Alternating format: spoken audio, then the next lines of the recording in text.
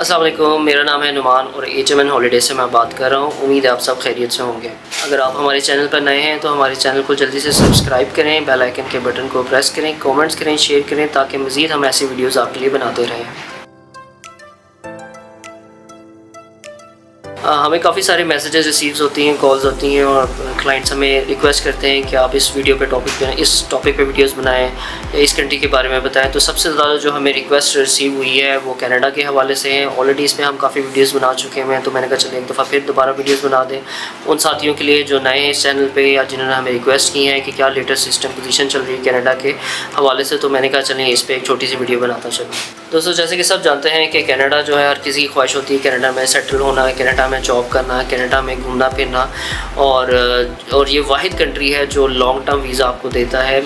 जिस तरह अमेरिका है वो 5 साल का वीज़ा देता है, ऑस्ट्रेलिया आपको साल से 2 साल का वीज़ा दे देता है। इसी तरह यूके जो है वो उसकी कैटेगरीज है 6 मंथ से लेकर 5 ईयर 10 ईयर्स की। और सेम इसी तरह कनाडा जो है ये आपको 10 ईयर्स तक का भी वीज़ा देता है। किन लोगों को 10 ईयर्स का वीज़ा देता है ये आगे चल के मैं आपको बताऊंगा। उससे पहले मैं आपको बताता चलूँ कि डॉक्यूमेंट्स क्या क्या रिक्वायर्ड होते हैं कनाडा की वीज़ा एप्लीकेशन के लिए, किन डॉक्यूमेंट्स को आप लगाना ज़रूरी है, कौन से सपोर्टिंग डॉक्यूमेंट्स आप लगा के अपनी एप्लीकेशंस के को ज़्यादा चांस होते हैं कि आपकी वीज़ा एप्लीकेशन जो है अप्रूव्ड हो जाए। सबसे पहले जो कनाडा की जो डॉक्यूमेंट्स में रिक्वायर्ड है वो सबसे पहले आपका पासपोर्ट है। आपके पास ओरिजिनल पासपोर्ट होना चाहिए जो कि अगले 6 माह तक वैलिड होना चाहिए। यहाँ पर मैं एक चीज़ क्लियर कर दूँ कि अगर आप कनाडा का वीज़ा अप्लाई करें तो कोशिश करें कि आपका पासपोर्ट जितना मैक्सिमम वैलिड होगा उतना बेहतर है, क्योंकि जितनी इसकी पासपोर्ट की आपकी वैलिडिटी होती है उतना ही आपको कनाडा वीज़ा देता है। पासपोर्ट आपका ओरिजिनल हो और जितने प्रीवियस पासपोर्ट हैं उन वो चाहिए आपके। इसके अलावा आपके फ़ोटोग्राफ चाहिए, शनाख्ती कार्ड की कॉपी चाहिए, FRC चाहिए। अगर आप मैरिड हैं तो बाय मैरिज वाला चाहिए, अगर आप सिंगल हैं तो बाय बर्थ वाला चलेगा। इसके अलावा आपका बिज़नेस क्या है, अगर आप बिज़नेस ऑनर हैं तो आपने कंपनी का NTN लगाना है, लेटर हेड आपके पास होना चाहिए, टैक्स रिटर्न्स आपकी हैं तो वो आप साथ लगाएं। इसके अलावा अगर आप जॉब करते हैं तो HR की तरफ से लेटर जिसमें मेंशन हो कि आप इस कंपनी में कितने अरसे से काम कर रहे हैं, क्या आपका डेजिग्नेशन है और क्या आप इनकम वहाँ से ले रहे हैं। इसके अलावा लास्ट 3 मंथ्स की सैलरी स्लिप्स भी आपने लेनी है। इसके अलावा लास्ट 6 मंथ की आपने बैंक स्टेटमेंट लेनी है। कोशिश लास्ट 4 मंथ्स की भी बैंक स्टेटमेंट चल जाती है, तो एटलीस्ट बैलेंस उसमें इतना होना चाहिए कि आपका ट्रिप की कॉस्ट कवर हो रही है, प्लस अकाउंट मेंटेनेंस लेटर। इसके अलावा अगर जो लोग जॉब करते हैं उसके अलावा उनके पास कोई सेविंग अकाउंट्स भी है तो वो भी आप साथ लगा सकते हैं। इसके अलावा अगर आपके नाम कोई प्रॉपर्टी है, कोई प्लॉट है, कोई घर है, कोई शॉप है, वो भी आप सपोर्टिंग डॉक्यूमेंट्स में लगा सकते हैं। अगर आपकी शॉप रेंट पे है और उसका रेंटल इनकम आ रहा है तो उसका एग्रीमेंट भी आप साथ लगा सकते हैं।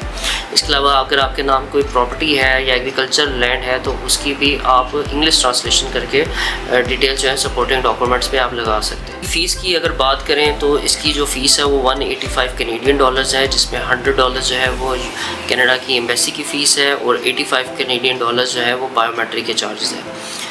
बायोमेट्रिक के जो चार्जेस हैं जिनके ऑलरेडी बायोमेट्रिक हुए हुए हैं वो 10 साल के लिए वैलिड होते हैं। खुदा ना खास्ता कि किसी का वीज़ा पास में रिफ्यूज़ हुआ है और वो अप्लाई करना चाहता है तो उसके सिर्फ 100 कैनेडियन डॉलर्स लगेंगे, उसके $85 एक्स्ट्रा नहीं लगेंगे। इसी तरह जो छोटे बच्चे होते हैं उनकी भी बायोमेट्रिक नहीं होती, उनका भी सिर्फ $100 ही चार्ज होता है। और ये जो पेमेंट है ये आप अपने डेबिट कार्ड या क्रेडिट कार्ड से किसी से भी आप करवा सकते हैं।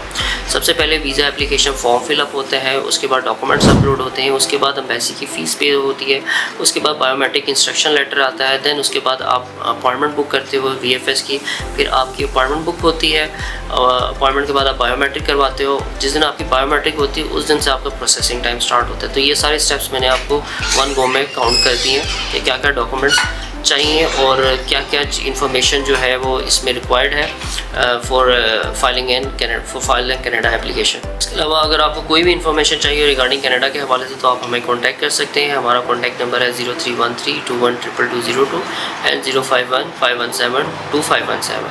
जाने से पहले मैं आपसे रिक्वेस्ट करना चाहूँगा जिनके पास डॉक्यूमेंट्स कंप्लीट है, जो मैंने चेक लिस्ट बताई है, अगर आपके ये डॉक्यूमेंट्स कंप्लीट है तो आप हमें कांटेक्ट कर सकते हैं। अगर आपके पास डॉक्यूमेंट नहीं है, बैंक स्टेटमेंट नहीं है तो काइंडली आप हमें कांटेक्ट ना कीजिए। पहले अपने डॉक्यूमेंट्स कंप्लीट करिए, फिर आप हमारे ऑफिस में आएँ या हमें ईमेल करें।